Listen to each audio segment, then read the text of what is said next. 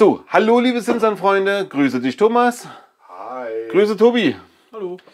Ja, ich habe mal wieder was Spezielles bei Motoren rausgefunden. Und zwar hier so Motoren des Grauens, habe ich eine extra Serie. Und ich habe jetzt hier diesen Coffee Racer, den wir jetzt gerade aufbauen. Und der ist hier mit dem Motor noch hergefahren. Und ich habe den mal zerlegt. Habe gedacht, mein Gott, kann ja nicht viel verkehrt sein dran. Aber naja, man kriegt halt immer wieder eins auf die Fresse.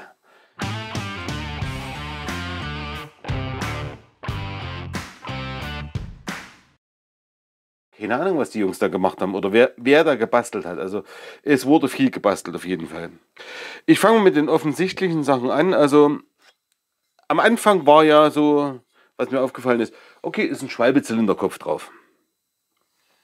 Ja, dann ist mir aufgefallen, Moment mal, da hat ja hier ein Loch, da hat er hier ein Loch, da hat er hier ein Loch und da hat er hier nochmal ein Loch. Also was haben denn die gemacht? Also wenn du eine Kalotte verbaust, hängst du die nicht am Zylinderkopf fest, sondern hängst die am Zylinder fest. Also, Oder sie hatten bloß kurze, lange Federn. ja, höchstwahrscheinlich. Dann habe ich mir gedacht, ja, dann guck doch mal hier. Irgendjemand hat da irgendwelchen Scheiß gemacht. Das ist abartig. Also da hier oben nochmal irgendwas ausgefräst, keine Ahnung, was das sein soll. Also wir wissen ja, also die optimalste Verbrennung kriegst du, wenn der Zylinder 100% zentrisch auf der Büchse sitzt. Also keine Ahnung, also hier oben hat jemand was rausgefräst, also keine Ahnung, was da los ist. Gut, dann habe ich mir den Zylinder runtergezogen, habe ich gedacht, gut, okay, der Kolben, naja, er ist halt auf der Auslassseite, hat er ein bisschen durchgeblasen. Ja, mein Gott, das ist halt so. Da mache ich mir jetzt keine großen Gedanken. Nach einer gewissen Laufzeit stellt sich das ein. Aber was mir halt Sorgen macht, ist, wenn man hier oben reinschaut, also diese ganzen, hier oben, diese im oberen Bereich, also, weiß ich nicht, also das sieht aus wie Schatten, wie Korrosion oder wie auch immer. Also irgendwas, was da nicht ganz in Ordnung ist. Also das zieht sich um den ganzen Zylinder ringsrum. Also, siehst du das, Thomas? Kannst du das richtig sehen? Ich zeig's mal Tobi erstmal. Ne? Guck mal da rein. Siehst du das?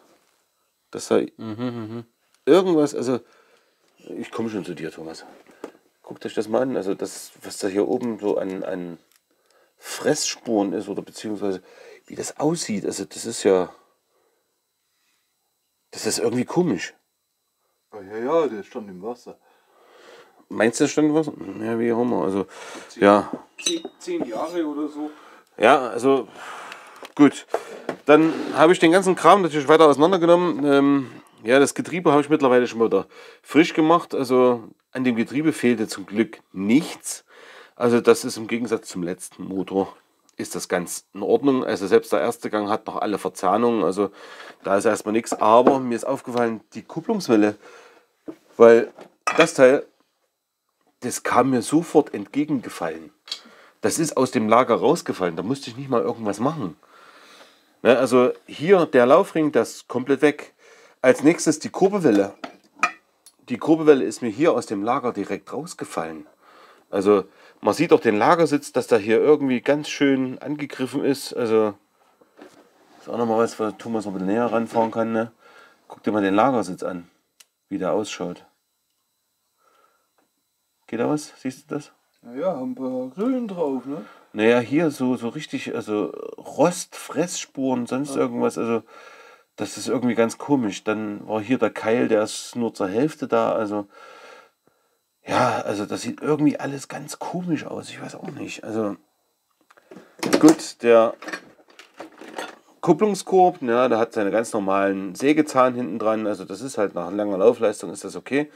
Aber wie gesagt, also ich habe den Motor aufgeschraubt und das Zeug ist mir sozusagen direkt entgegengefallen. Also ich brauchte weder ein Trennwerkzeug noch sonst irgendwas. Das war einfach nur so, nimm ihn runter und fertig. Und dann hatte ich das Ding in der Hand. Und ich habe auch jetzt den Grund rausgefunden, weil wenn ihr euch mal hier das Gehäuse mal anschaut, also ich nehme mal beide Gehäusehälften mal zu mir, ne, dann guckt ihr mal hierher. Also das ist ein Führungsstift. Der ist auf der Seite drin und auf der Seite drin, aber irgendwie durchtrennt, abgeschliffen. Ne? Hat jemand reingeklopft und fertig. Hier vorne der Führungsstift fehlt generell. Beiden Seiten. Der ist weg. Also das heißt, beide Gehäusehälften konnten miteinander arbeiten die ganze Zeit. Die Schrauben waren auch nicht fest. Es war alles locker. Also die Gehäuseverbindung war überhaupt nicht hergestellt. Keine Ahnung, also das Zeug konnte mit sich arbeiten. Und demzufolge waren Kurbelwellenlager, die ganzen Wellenlager waren alle hinüber und die Achsen sind auch dementsprechend verschlissen und ausgeschlagen. Und das darf nicht sein. Also da gehören Stifte rein und hier hinten, naja gut. Durchgehender Stift und keine zwei halben. Richtig, also im Endeffekt, ja, kann sich jetzt jemand freuen, der dann sagt, okay, ich möchte jetzt mit dem Gewinde, nee, mit dem Gehäuse was machen, weil das kannst du jetzt, so wie es ist, kannst du es rausnehmen. Das schaut ja auch nicht mehr ganz original aus, oder? Ist da was ausgebrochen, genauso wie hier?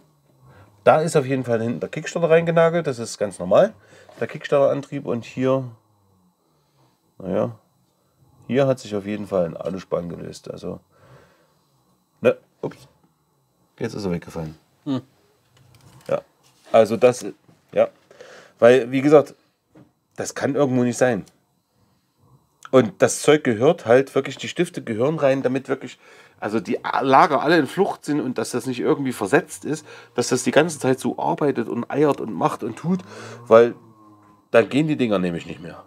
Also, ja, also das Ding geht auf jeden Fall, ja, jetzt weg. Ich kaufe mir ein neues und baue den Motor neu auf. Wie auch immer, also soll sich jemand damit beschäftigen, der das möchte, also gerne, das, wie gesagt, ich setze das Gehäuse rein bei Kleinanzeigen, kann günstig erworben werden und gut, weil das taugt so mir nicht mehr. Und ja, den Rest nehme ich mir halt noch vor und gucke mir das mal alles an und mache sauber. Also genauso Kickstarter-Antrieb war auch so ein Kandidat. Und wenn ich das hier schon sehe, also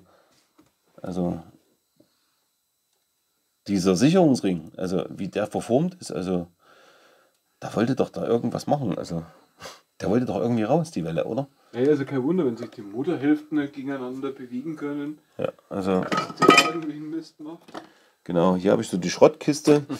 Also in der Schrottkiste habe ich dann auch noch hier diese Schaltwalze gefunden. Ja, also das war so eingebaut, also die ist auch schon hinüber. Also das sind diese Klemmungen hier oben sind leider verschlissen oder nicht mehr fest. Ja, und das war halt der Kickstarter-Antrieb, ne? Also Das Übliche. das Übliche. Das kommt aber auch gerne von diesen Enduro-Kickstartern, weil wenn du den Enduro-Kickstarter verwendest, haust du immer hinten in das Gehäuse rein. Es ist halt, wenn ihr den tretet, der geht halt wirklich so direkt ins Gehäuse hinten rein, dann nagelt ihr, du hast es vor uns gerade so schön gezeigt, hier in dem Gehäuse, nagelst du den hier hinten rein ins Eck. Ne? Und das ist halt so, das verschleißt einfach. Da geht hier der Stift hier, der geht hinten rein. Wenn du den normalen Kickstarter verwendest, passiert das nicht. Also da bist du nachher mit dem Fuß unten und ja, so weit unten rum tritt keiner, dass er das da innen reinhaut. Also, ja, deshalb, ja, aber ist halt so. Enduro-Kickstarter sind damals zu DDR-Zeiten schon verwendet worden, gibt es heute auch noch und ja, das müssen die Motoren aushalten und wenn halt hin, dann halt hin. Genau. Und hier hin. Und hier ist einmal hin, also wie gesagt, es wird jetzt wieder ein teurer Spaß, den Motor wieder herzustellen. Zumindest ist das Vierganggetriebe noch in Ordnung, also das können wir noch mal hernehmen. Ja, und ja, die restlichen Teile sind eigentlich auch noch relativ okay. Wie gesagt, also hier kommt auf jeden Fall eine neue Kupplungswelle. Die muss ich auf jeden Fall ersetzen, weil die kriege ich nicht mehr fest, also da kannst du nichts mehr machen. Die sitzt einfach im Lager, die hat Spiel, schon im neuen Lager. Und das muss halt ausgetauscht werden. Genau, das bestelle ich mir alles und ja, das passt dann so. Aber wie gesagt, man trifft, bei jedem Motor trifft man irgendwie, ich weiß auch nicht, also entweder sind viele unterwegs, die irgendwie nur basteln statt reparieren oder Sich probieren. sich probieren, ja. Aber es gibt genügend Videos. Wir machen doch jede Menge Videos, wie es gehört, wie man es macht. Und es ist doch alles bekannt und man kann sich da auch wirklich das Beste raussuchen davon. Und wirklich, also, es gibt so viele Videos auf dem Markt. Also mit ein bisschen handwerklichen Geschick sollte man mit so einem Video auch einen Motor zusammenkriegen, oder?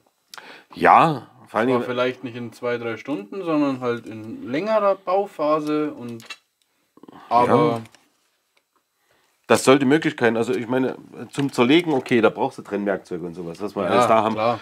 Da musst du ein bisschen Werkzeug haben, aber zum Zusammenbauen ist es eigentlich schon, da brauchst du nicht allzu viel dazu. Da reicht ein großer Nusskasten, wenn du da ein paar Nüsse hast, wo du dann halt mal ein bisschen Druck ausüben kannst, das reicht dann eigentlich schon.